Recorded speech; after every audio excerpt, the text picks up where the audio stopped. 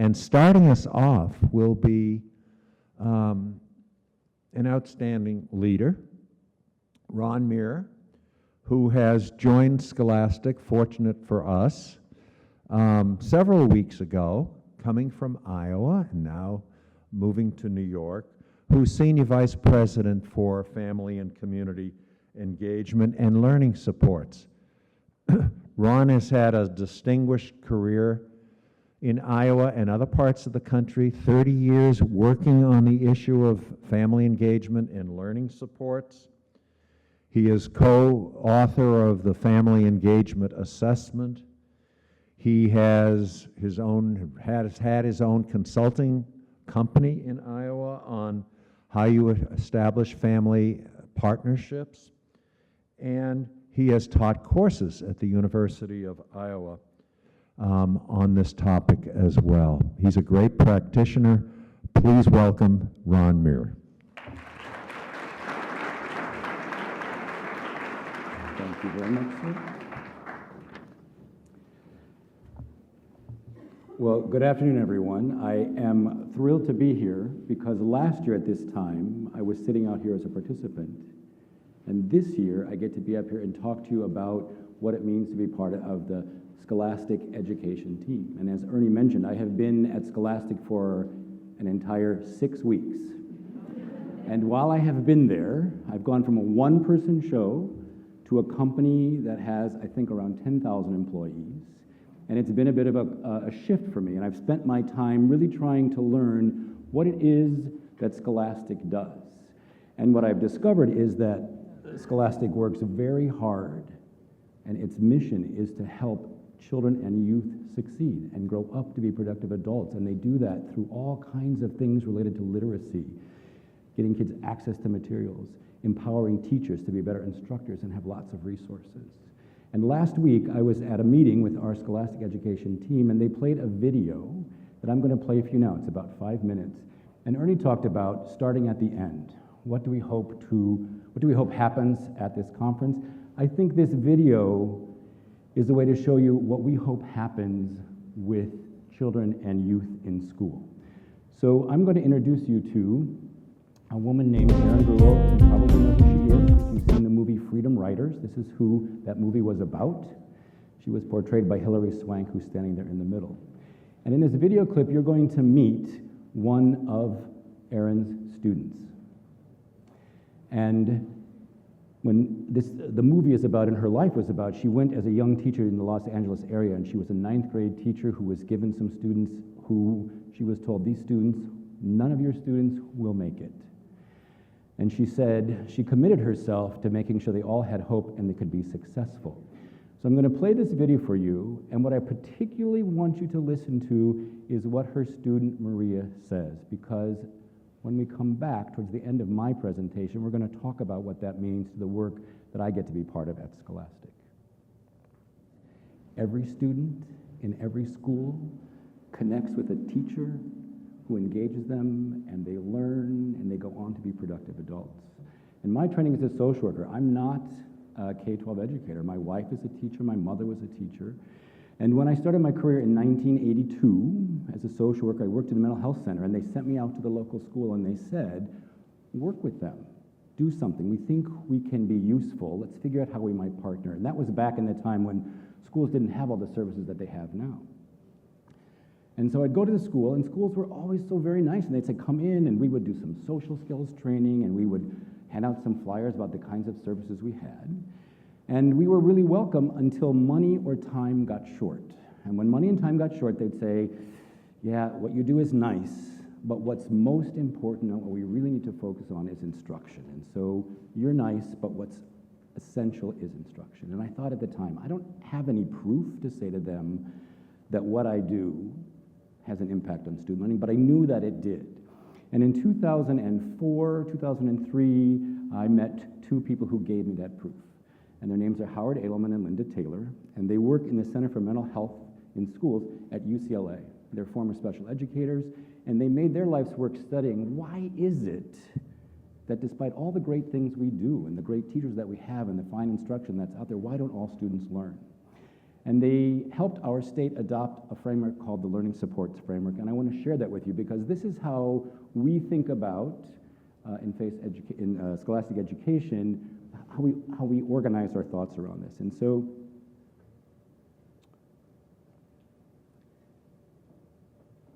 everything that happens in school should lead to increasing student learning.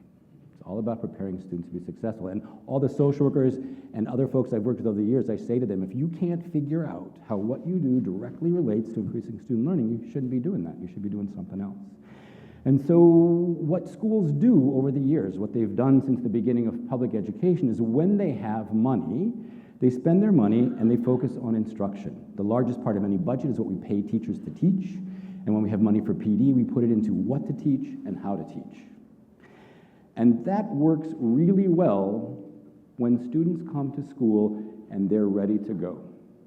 My friend describes these students as the ones who sit in their chairs and they have their pencils sharpened and they're looking at you and they say, I am ready, teach me. And nothing is pulling their focus. They are there. So when we have those students and we have quality, engaging instruction, students learn it. It's a very good recipe. But the problem is, not every student is sitting in their seat with their pencil sharpened and says, teach me, I'm ready to learn. And so who are those other students? And Howard and Linda they ask us to think about students on a range. Some students have some minor challenges that they experience. My house in Iowa City is next door to the high school. My driveway is closer to the 9th grade door than it is if you park your car in the student parking lot. Yet every day, my son was late to school. Absolutely true. And he was late because he stayed up too late. And I know that during first hour, he did not, first of all, he was late, wasn't really awake, didn't pay very much attention. So despite the fact that his teacher was well prepared, he didn't really benefit from that. I heard somebody say the other day, they remember having a serious toothache and being at school but not paying attention to anything because their tooth hurt. So those are minor challenges, and those can go away. But as you think about students, we have a whole range from minor things that block their focus, that keep them from being mentally present, to challenges that keep them from being physically present. We have students, not unlike Maria in the video, who face a lot of challenges. These are kids. I visited a family not too long ago, not a family, I visited several families, 3 families living in a trailer, 17 people, don't speak English, no electricity. So there's this huge range, and you know that. And the question is, in your classroom, in your schools, how many students are sitting in the seats and are physically and mentally present and absolutely prepared to benefit from what you have to teach? And that number varies. And I think the research is pretty clear about, in the best of circumstances, it's not every student. We'll be lucky it's about 3/4 of the students. But in many of our schools, it's as low as 0.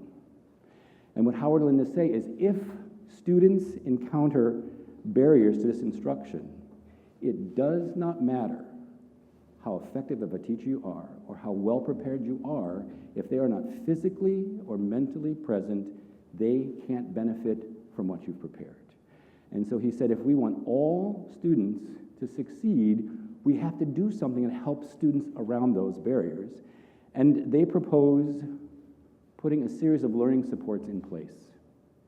And if we put these learning supports in place, well, it doesn't guarantee that kids will learn. It guarantees we get them a seat at the instructional table. And if there's quality instruction that's engaging, then they're going to learn. If we look at that circle that says learning supports and we look inside, based on Howard and Linda's model, they say that there are really 6 areas where we need to focus. And these 6 areas are, we call them practice areas. The first one is classroom-based supports. I'm going to name these for you today. There are some breakout sessions that I know you've signed up for, so you're going to get to learn more about this entire model in those breakout sessions. Support for transitions, student and family interventions, crisis intervention, community partnerships, and family engagement. So if you provide supports and services in all these areas, you're helping guarantee that those kids can get around the barriers and have a seat at that instructional table. So if you think about it in our schools now, back when I started in 1982, there weren't a lot of services. Now you go in any school and there's tons of services. There's a list of some of what they are. The issue is In a typical school district, schools are focused on instruction, so they work so hard to organize that, to have a common curriculum, to make sure teachers understand it, know how to teach, what to teach. Schools are very organized around leadership and management, but the learning support things are over here. They are generally disconnected from instruction and leadership, and they aren't connected to each other. So in their model, they say what we need to do is we have to first organize those learning supports and look for duplication, fragmentation, fill that in. And then we have to integrate those learning supports with the instruction and the leadership and management. And I was at a meeting before this session today, and talking with the superintendent, she said how important it was to make sure those folks, represented here by learning supports, are at the table and part of decision-making about instruction, part of decision-making about leadership and management. And you can see in this Venn diagram, there's this place where it overlaps, and that's what we need to focus on.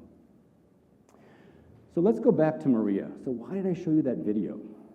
I apologize. I should have warned you. You need a little Kleenex. We should have put some on the table. It makes me teary every time I listen to that. But if you heard Maria, she said at the beginning, I was on house arrest. I was at home, I couldn't leave, I didn't have anything else to do, so I picked up that stupid book because I was going to prove my teacher who had engaged her wrong. So if you think about it, now does house arrest sound like a support? I bet if we talked to Maria, she would say, they didn't feel supportive at the time. But you know, there were a lot of people outside of that school partnering with school staff to really work. And one of the things that Maria benefited from was this intervention with her family and with her where the court was involved. Because I assure you, in my experience, one of the things you didn't hear in the video is that Maria actually had an ankle bracelet and they tracked her and she had to go to school. If that group had not helped her go to school, she would not have been in that classroom to be engaged by that teacher and to learn. And so when we think about the model, we know that it works if we organize our learning supports and have them integrated with the instruction and the leadership. And these are the kinds of things that happen. When you do this well as a district, attendance improves. Disciplinary issues, they reduce. Kids are connected, which is what we want, feels better there. And there's not only benefits for kids, but we also know that when things go better, when those services are organized, when kids are connecting, when we have fewer kids who are not doing well, teachers feel better about their job. A very nice thing about learning supports in this concept as we look through this is we can help you use your resources that keep getting smaller and smaller, to use those more effectively, to avoid duplication, to avoid fragmentation. We're doing a lot of work now at Scholastic Education around the country with learning supports, and as you go to the breakout sessions, you'll get to hear some of the things we've done. I hope that in these conversations, we all provide learning supports, that you can share with each other things that you've done that are successful. So when we think about Scholastic Education and how we see our work, not only are we interested in providing teachers with supports and professional development around how to be a good instructor, how to connect with students, we're also interested in working with school districts and helping support them to adopt a learning supports framework that mobilizes the resources, integrates them, and helps us connect to the instructional and the leadership piece. If you think back to these 6 areas, not only is it important that they exist and they're organized and they're connected, but you can also take a deep dive in each one of these areas. And one of the things that I am so excited about is that at Scholastic, we actually go deep in several of these areas. One in particular is family engagement. While we were watching that video about what went on yesterday, they were playing the Harry Potter music in the background. And I have 2 boys who are now 19 and 21, and they grew up with Harry Potter. I can't tell you how many times I've read those books and seen those movies. And the Harry Potter music was playing in the background. And what it made me think of, in one of the Harry Potter movies, at the very beginning, he's at the Quidditch World Cup, and they put up this little tent. It's tiny, and he walks in, and inside it's huge, and he says, I love magic. I love my job. Like Harry loves magic, because Scholastic is paying me to work on the 2 things that I've spent my life doing, learning supports and family engagement. And one of the reasons I love my job so much is because in this deep dive we do on family engagement, I get to work with the very best thinkers in the country. And one of those people is here today, and she's going to talk to you. So I want to introduce you to my friend who has changed, the symposium is called Changing the Face of Education. She changed the face of my professional life and how I think about what I do. And so in a minute here, we're going to have Dr. Karen Mapp come up. She is the face of family engagement in our country. She's our spiritual leader. She's the one who helps us all move forward, and she's had a huge impact on my life. And I'm so excited to work with her, and she's one of the very big reasons why I can say I love my job. So I'd like to have you meet Dr. Karen Mapp.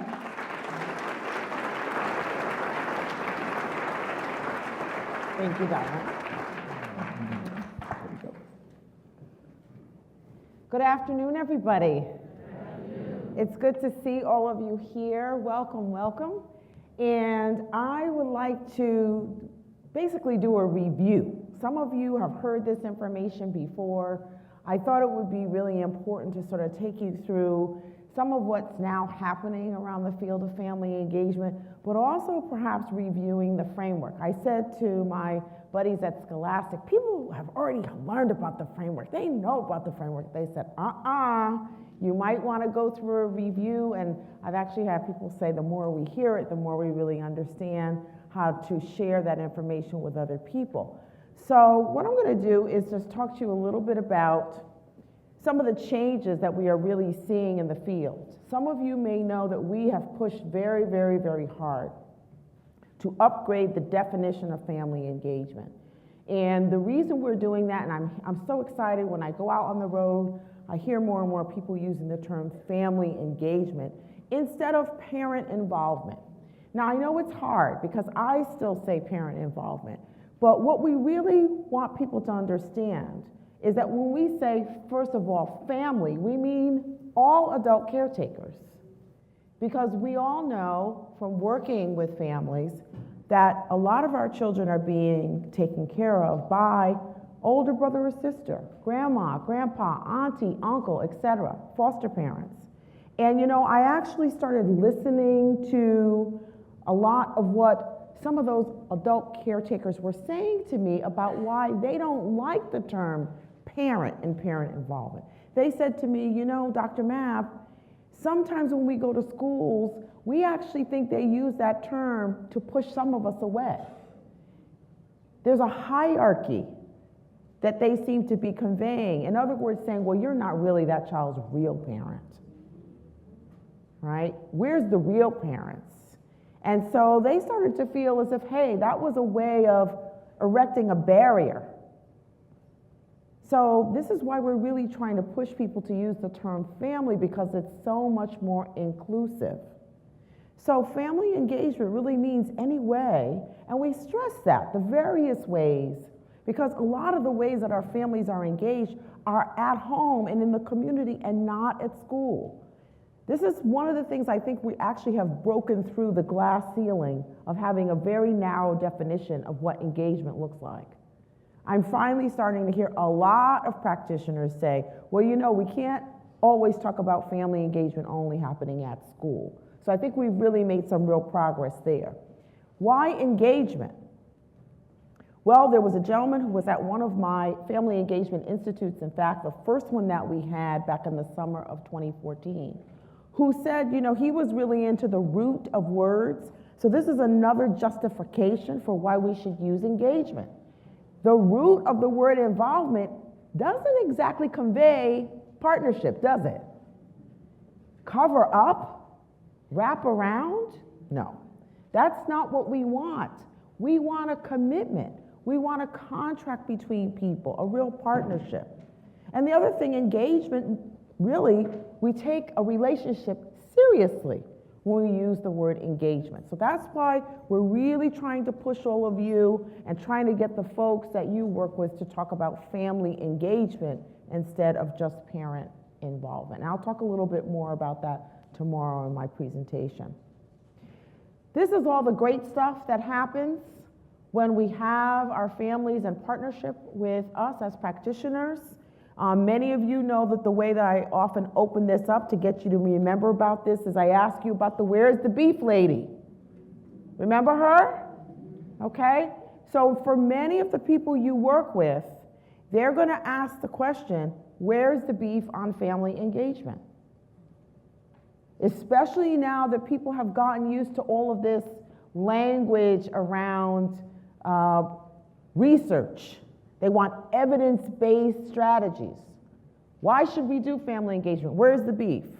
Well, these are a lot of the things that you start to see in terms of the impact on students, on children, when we have engaged families. So I'm not going to go through the whole list, but you can see there's some very important things there.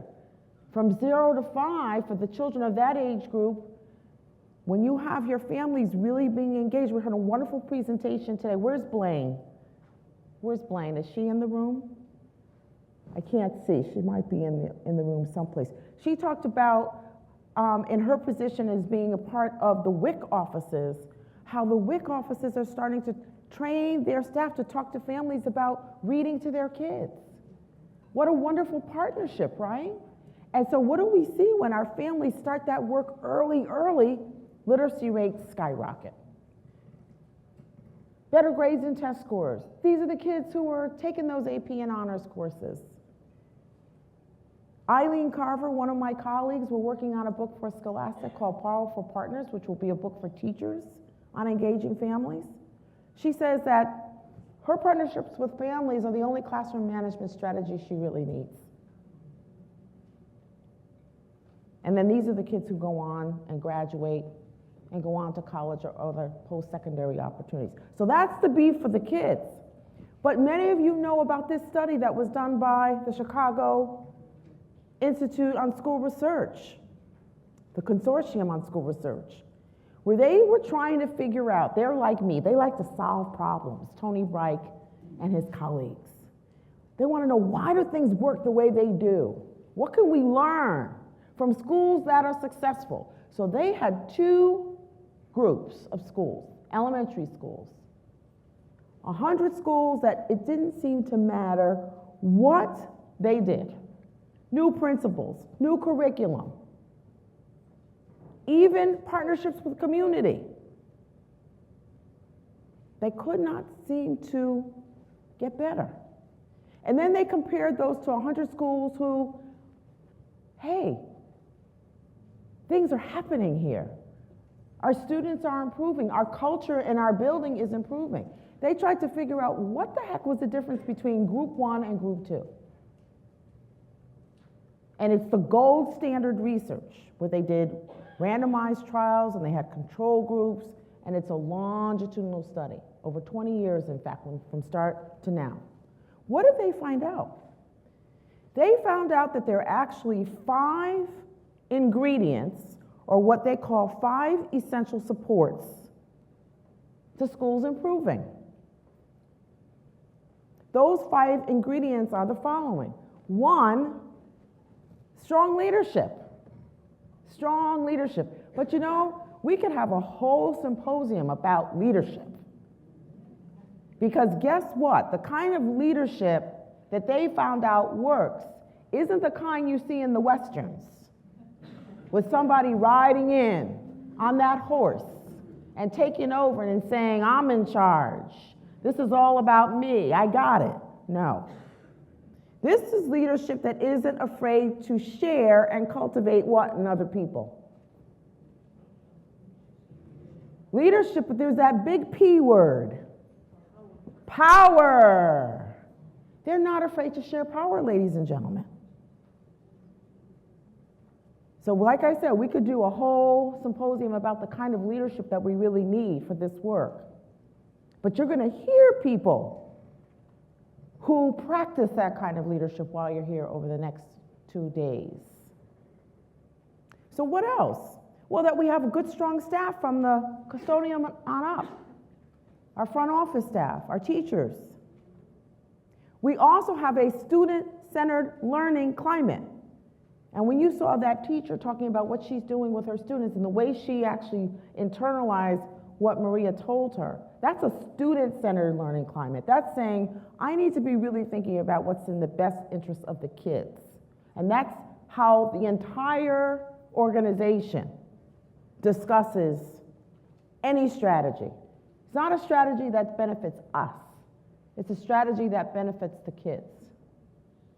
They're also getting good professional development, so good instructional guidance. But look at what is also there. Parent and community ties. Their way of saying family and community engagement. What these researchers found out was that family and community engagement impacts that rectangle you see in the corner there on the right. That is the classroom, ladies and gentlemen. That triangle represents what we call the instructional core.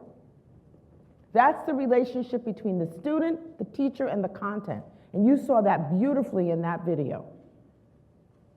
The relationship between that book and the student and the teacher, and the kinds of conversations they were able to have. But you saw her environment have an impact on that relationship.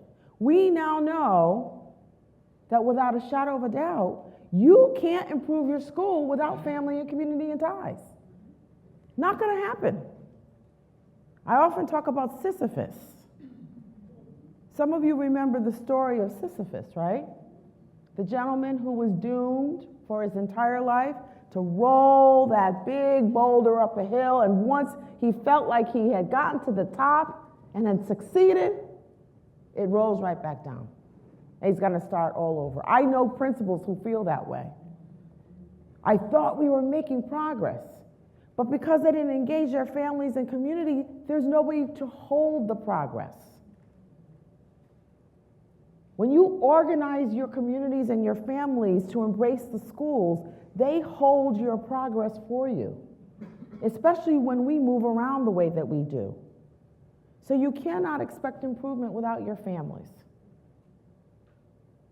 So that's the big message that I think that I've been really proud to carry throughout the United States, because I really see people changing their mindset, because now they see that family engagement and community engagement is a priority for school improvement.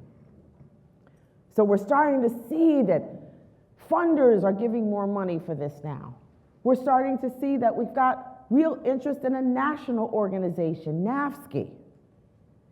We also see that more and more districts are hiring people, and some of you are in this room today, who are in charge of family and community engagement for the district, and you're not off in some back room.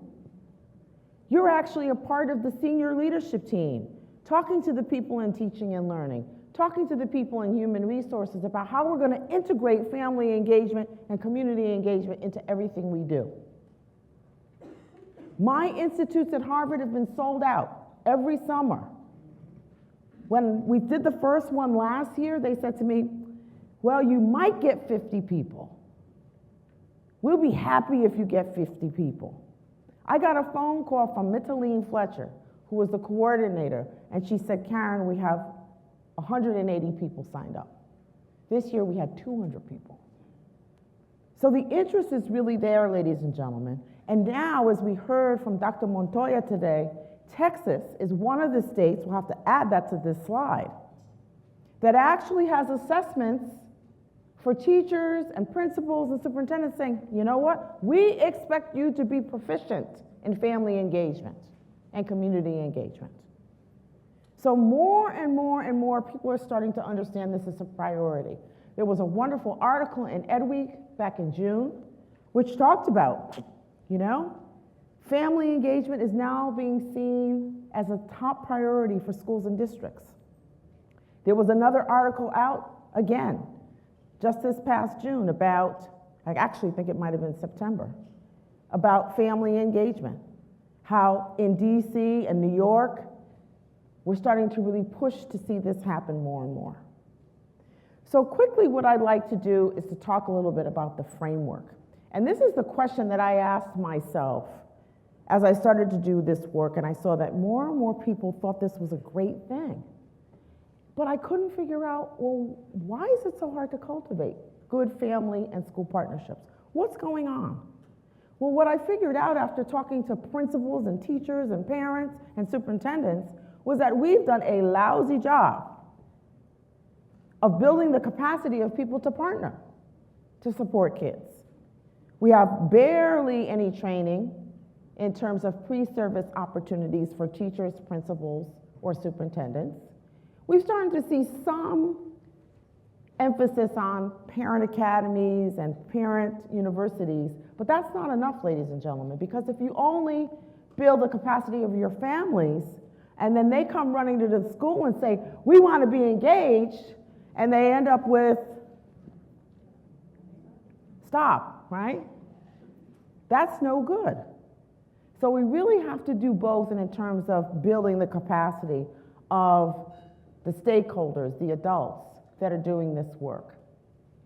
So when I designed a framework, I wanted to describe it as a compass and not a roadmap. And the reason for that is because sometimes when people hear roadmap, they think, oh good, Dr. Mapp is going to give us a step-by-step package that all I have to do is follow the steps. I'm going to have successful family engagement.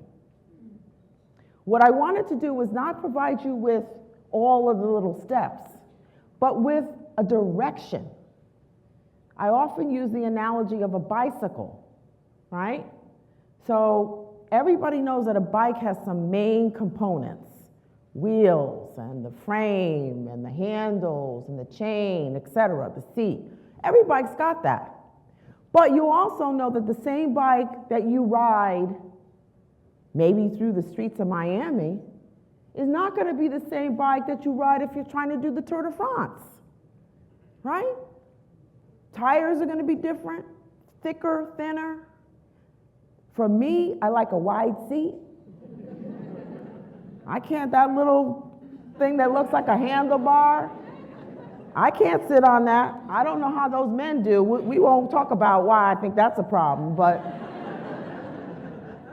you know, doesn't look too comfortable.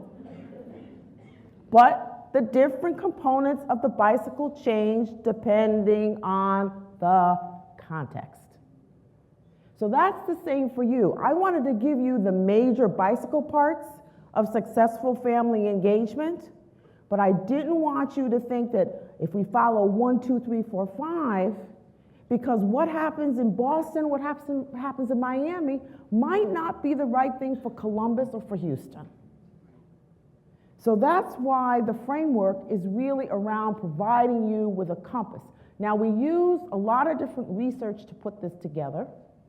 So it's not just research from family engagement, but also from parent organizing. And tomorrow, in fact, I'm going to show you how the research on parent organizing, what we found out about building parent leaders, and how that work and those findings got integrated into the framework. So this is what the framework looked like in December of 2012. And I wanted to really put my money where my mouth was. I said, if I want the framework to be embraced by the community, then we had to give it to the community and let them give us feedback. And that's what we did. And consequently, they said, this is the way we want it to look. We like the language, change it a little bit, but this is the way we'd like it to flow. So I've already talked about the fact that the real problem is that we've done a lousy job of really building the capacity of the adults that are doing this work. And Scholastic has been really nice to put the framework on page 19 of your program manual. So you have this. You also have on the next pages some more explanation of the framework. In fact, what I'm going to tell you now is on the next 2 pages, which is a description of those bicycle parts of effective practice. What is it that when you are designing your family engagement strategies, your initiatives, and your policy, what are the components that you should have? Now, they may vary, the size of the seat may vary, but you gotta have a seat. So what do we know about the components of effective practice? We know that there are certain conditions that have to be met, and that's what we're calling the opportunity conditions. What are the opportunities that you have to create with the policies that you develop, or the programming, or the strategies? This is what we found out. First of all, there are some process conditions. So if you're designing a literacy night, or if you're designing even an open house, what are some of the things that you should always have as a part of that event? Well, first of all, it should always, always, always be linked to learning. And I hope all of you have really embraced that concept of link to learning, because I have to be honest with you, I'm tired of going to open houses and other events where I come to the end of the evening and then I ask the staff, did your families learn anything about what the students should know and be able to do? Did you give your families a chance to practice some new tool or a tip so they can take it home and do it? Or did you just hand them a list and say, go forth and prosper, my friends? Give it a whirl, good luck. But you didn't give them a chance to practice. You didn't explain it to them. If that is something that doesn't happen at that event, then it is not linked to learning. It's not linked to learning. It also needs to be relational. There needs to be a chance for us to talk and meet and greet as adults. It also has to be developmental. In other words, we're trying to build skills. We're not just trying to provide a service. It also needs to be collaborative, and that's where we listen to our families' voices and build in their knowledge to what we may be doing in school. This is where our families' voices are valued and honored and respected. I talked to an educator, I won't mention the city, who called me and asked me about an event that he was planning, and he wanted to know whether or not I thought the event was a good event. And I said, do you have parents helping you plan it? No. And I said, well, this is what I mean. We have to honor our families' voices by having them be a part of our planning and decision making. And then it has to be interactive, and you're going to get a chance over the next 2 days to be involved in lots of interactive sessions, because that's the way we learn. The organizational conditions, that's what your systems have to provide for you. You really want to see that family engagement is systemic, that you're talking about family engagement. If you are a superintendent, you're talking about family engagement every time you can. You're trying to explain to your staff how important it is, but you also make sure that it's integrated throughout the district.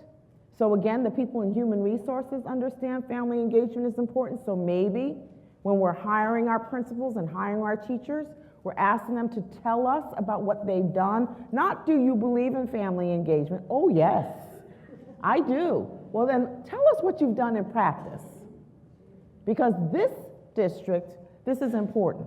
So we want to know how you've done it in the past.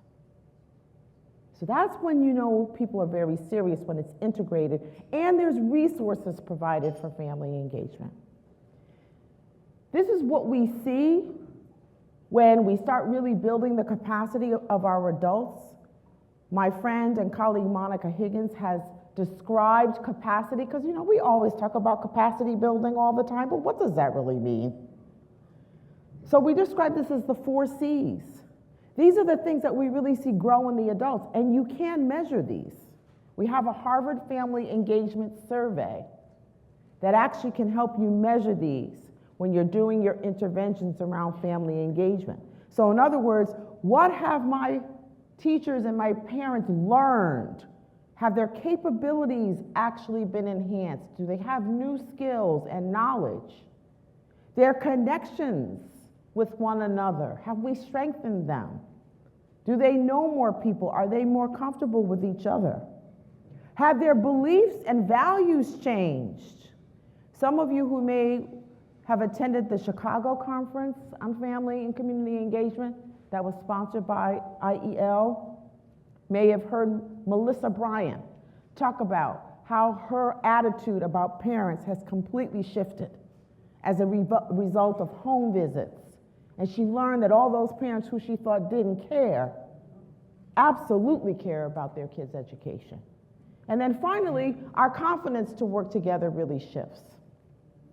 So in the end, we end up with families and staff who can really now build these effective partnerships. And so what I want to do is I want to conclude with a video, and I want you to listen to these teachers talk about what they've learned, how they've changed, and the beef around engaging with families. So I always have to thank Flamboyant for having so many great videos for us to use that really, I think, highlight the importance of this partnership between home and school. And I like this video because a lot of times we always see videos of parents talking about the impact of engagement, but I really think it's important to also hear from teachers, because we often hear, oh my goodness, why do you think you can ask teachers to do so much more? There's already a lot on their plate. But you hear those teachers talking about the difference that they are able to make in the classroom because of their partnership with families. So I am really very excited about my partnership with Scholastic, because they have heard and they are responding to this wonderful opportunity to try to do more, to bring these partnerships together between home and school. So you'll be hearing a lot about some of the things we're working on. I've been very fortunate that they have allowed me to come in and say, you know, here are some ideas that I have based on my research and based on listening to my families and my teachers about how we can actually help schools be better around building the capacity of both. That's why it's the dual capacity framework. So two of the things that you'll hear more about are the Scholastic literacy events. This is a great tool for teachers, especially your new teachers who are starting out, to help them see how you can take a regular literacy night and turn it into an event that has all of those process conditions met. That it's relational, it's collaborative, it's interactive, it's developmental, and it's linked to learning, right? And then we're also working on a professional learning series, because the good news is that when I come to these events, you all are very excited and you want more professional development on family engagement. The bad news is that you want me to do it all. And I can't divide myself up into 30,000 little pieces. So again, Scholastic has been wonderful in saying we can help you with that. And so basically what we're doing is we're creating what I call a SWAT team of really, really, really great folks who know how to do this work well, who'll then be able to go work with school teams and others to try to, again, build capacity around family engagement. So I am really indebted to Scholastic for really listening to me, because I gotta be honest with you, I've jumped up and down about this before with different organizations, and they've been like, yeah, okay, fine. But they really said, we have faith, let's work together to make this happen. So thank you so much, and I think, Ernie, are you next coming up? Thanks, everybody, and enjoy the next 2 days.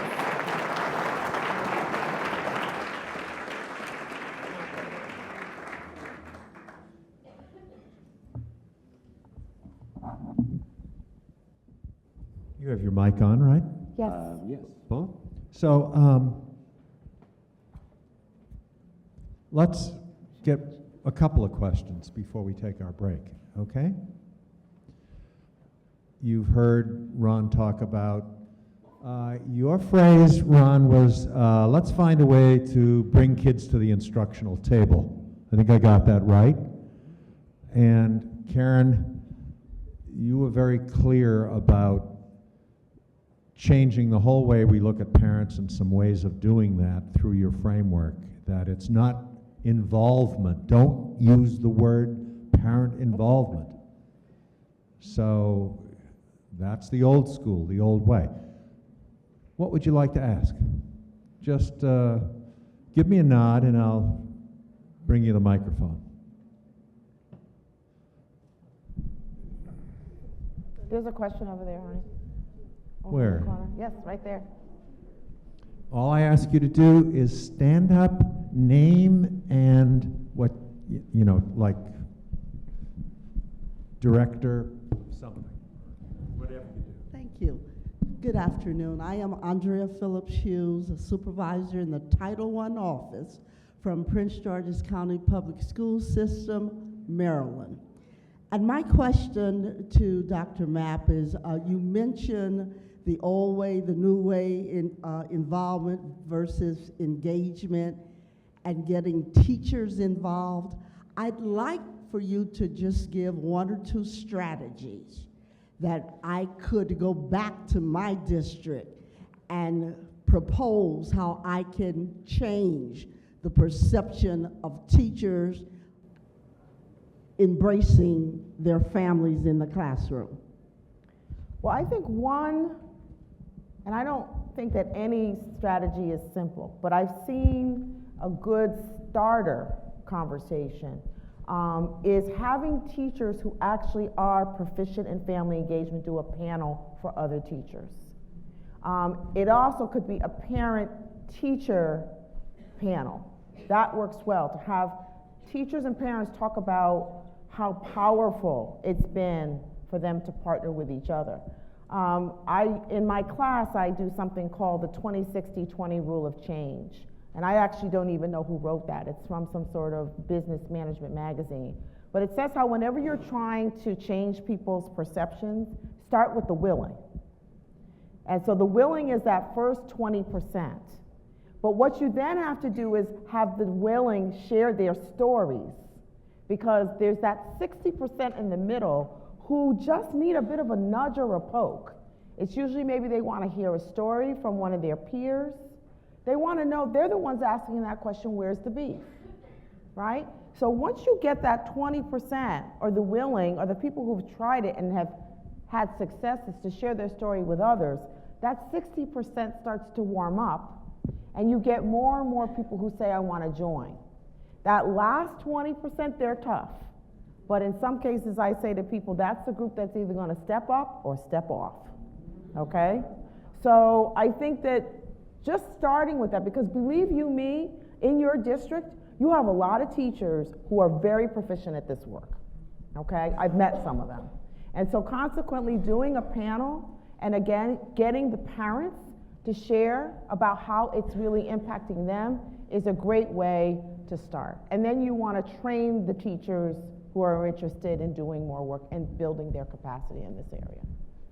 Great. You're welcome. Another question, sir. Please stand and introduce yourself. My name is Sam Radford. I'm the president of the Buffalo Public Schools District Parent Coordinating Council. And my question is, where you have situations where you have teachers who are organized and they have a union, and you have principals who are organized, but you constantly have parents who are mixed in this process through a PTA. There's no sustainable parent-empowered group. In other words, like a parent organization that's not mixed in with the teachers, where they can come together with sustained, power that is working in harmony with administrators and teachers, as opposed to have to be mixed in with a PTA. Is there a way to factor that in what you're talking about, so it's not just about engaging them, but they can have their own sustained power after the fact? Ron, you want to try that? I mean, I can speak to it, but I just don't want to do all the talking. So one of the things I know you're going to hear about in a breakout session tomorrow is there are these 4 core beliefs that we organize ourselves around in family engagement. And what you described is, when we talk about going to a school, the schools, we say that the responsibility for building these partnerships begins with the school, particularly school leadership. But what that means is, those are the folks who have the information and the power, and with that concept, they have to start, they have to open the door. The thing I always say is, if when your significant other, when you get into an argument, someone has to say, I'm sorry first, and then the other person can say, I'm sorry, we move forward. So with this idea, you describe, you've got these organized teachers, these organized administrators. The idea is they open the door, but partnership means then what we do, once we've opened the door and invited you in, is we build your capacity as parents to take that power and that ownership. And so you have to, it is a 2-part process. And so you've got to make sure that the folks who are in the leadership positions in your district and those teachers, that they understand that opening the door doesn't mean they do all of the work, but they then ask the parents, once they put their hand out to step up and take some of that. And part of that dual capacity framework is about thinking not only how to build the capacity of the staff to do that, but then how do we build the capacity of the families to do the thing that you're saying. I will also say that there are districts around the country who have formulated parent councils. So for example, in Boston, Boston doesn't have a strong PTA presence. What we have is we have in the schools parent school councils, but the parent council is all of the families that send their kids to that school. And we've had mixed success. I don't know if Michelle is in the room somewhere, but Michelle Brooks, but we've had mixed success with our parent councils, but I think part of what the Office of Family and Student Engagement has done in Boston with Michelle's leadership, and you might want to seek her out, is to figure out how do we empower those parent groups? Because there are times when the families want to get together and talk about change and making change. And so, you know, we have to honor that time for families to get together, but then we want to move forward and figure out what can we do together in partnership. But there are districts that have created those kinds of groups for families. I just want to reiterate a point that both of you made, and it reminded me of an event we held recently when we had 3 students up on the stage. It was a different topic. It had to do with reading comprehension. And the students were talking about what worked for them in schools. And I looked out in the audience, and most of you were like, oh my gosh, what a great narrative, what a powerful story. And I then asked the question, have you thought of bringing students in front of faculty to talk about what's working and what's working and why? And one person stood up and said, we now bring students to talk to the faculty. So the power of bringing parents, I mean, we watch teachers talk about success, but that reminded me of the fact that we have parents, not necessarily the parents who are always there, but those who are working with their kids at home and can talk about success. So we have a resource, but maybe we have to turn around and think about it differently. Both of you have done a great job, and we thank you for getting us off to a great start. Let's give them another round of applause.